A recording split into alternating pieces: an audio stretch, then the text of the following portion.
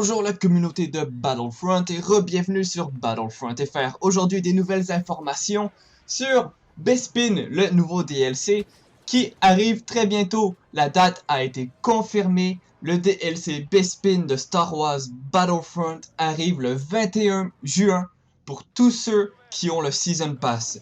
Donc le 21 juin, tous ceux qui ont le Season Pass pourront jouer sur Bespin.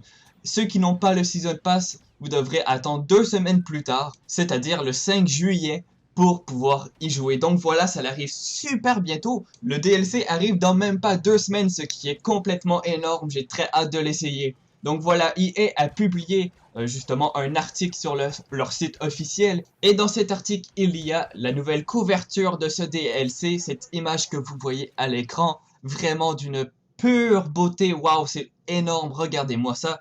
On a déjà un nouveau véhicule de confirmé dans cette image. On a le mode escadron de chasseurs autour de Bespin, ce qui est génial. Vraiment magnifique cette image. Ça me donne juste envie d'y jouer. Donc voilà, dans cette image, on peut voir en effet la nouvelle voiture des nuages, c'est-à-dire le nouveau véhicule que vous voyez, et qui sera en effet un nouveau vaisseau aérien dans Star Wars Battlefront. Enfin un nouveau véhicule, j'ai hâte d'en savoir plus et ils vont en mettre d'autres parce que c'est juste quelques petites informations que l'on a dans cet article. Il en manque encore quelques-unes avant que le DLC arrive. Donc, croyez-moi, ce n'est pas tout. Il y a beaucoup d'autres choses qui arrivent. Ils disent aussi qu'il y a 2 nouveaux blasters disponibles avec le DLC, comme au dernier dans le fond, le X8 tireur nocturne et aussi la EE4. 2 blasters qui seront vraiment énormes à essayer parce que l'un est à longue distance et l'un est un pistolet, ce qui est vraiment énorme. J'ai très hâte de les essayer. Ils ont l'air super cool. Voici d'ailleurs une image qui démontre en effet le nouveau blaster. Vraiment trop cool. Ça va être énorme enfin d'avoir de nouvelles armes dans ce jeu. Bien sûr, je ne sais pas si c'est seulement 2 nouveaux blasters que l'on va avoir ou plus. Pour l'instant, on est à 2 nouveaux blasters. Peut-être plus, mais ce n'est pas confirmé. Pour l'instant, on reste à 2. Ce qui n'est pas énorme, je dois l'avouer, mais au moins c'est mieux que rien. En termes de map, on a déjà, je pense, la plupart des maps qui ont été dites dans cet article. Voici quelques-unes des maps que l'on pourra voir. Bien sûr, on va avoir la cité des nuages, la cité de Bespin, qui sera présente. On aura le palais de l'administrateur qui sera disponible. Une autre map sera le laboratoire Bionip. Et finalement, comme je vous l'avais dit dans d'autres vidéos, il y aura une map avec les chambres de carbonite dans laquelle Han Solo s'est fait congeler, entre guillemets, quoi.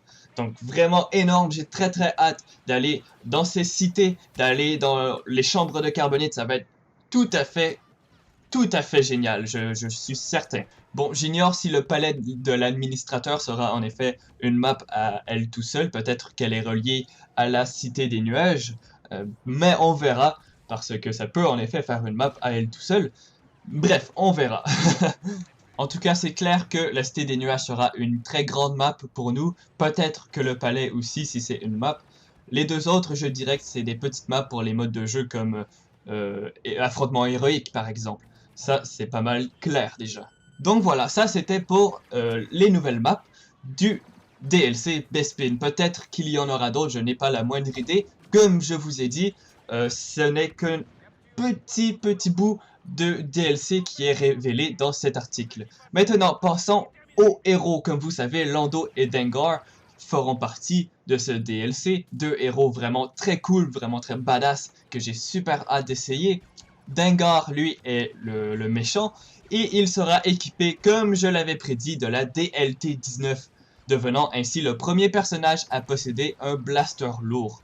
La DLT-19, vous la savez, vous la connaissez, on l'a déjà, et elle est très bien, j'ai hâte de l'essayer avec Dengar, parce que, imaginez les dégâts que ça va faire, parce que c'est quand même une arme lourde, et donc une arme lourde, ça fait des dégâts autant à longue portée qu'à courte portée. Du côté de Lando, ils n'en disent pas beaucoup, mais voici ce qui est écrit dans l'article. Lando est aussi très doué avec un blaster, mais son plus grand talent, c'est la connaissance des probabilités et l'utilisation de ruses contre ses ennemis. Là encore, ça ramène au côté de la trahison, quoi. Mais en tout cas, c'est assez drôle. Je ne sais pas trop quoi en penser. Dites-moi dans les commentaires. Qu'est-ce que cela veut dire selon vous? La connaissance des probabilités et l'utilisation des ruses contre ses ennemis. C'est peut-être un indice sur ses habilités qu'il aura. Bref, j'ai très hâte d'en savoir plus. Donc voilà, nous avons un nouveau véhicule déjà de confirmé, 3 ou 4 maps de confirmé, 2 nouveaux blasters et les armes et habilités des héros en petits détails quoi.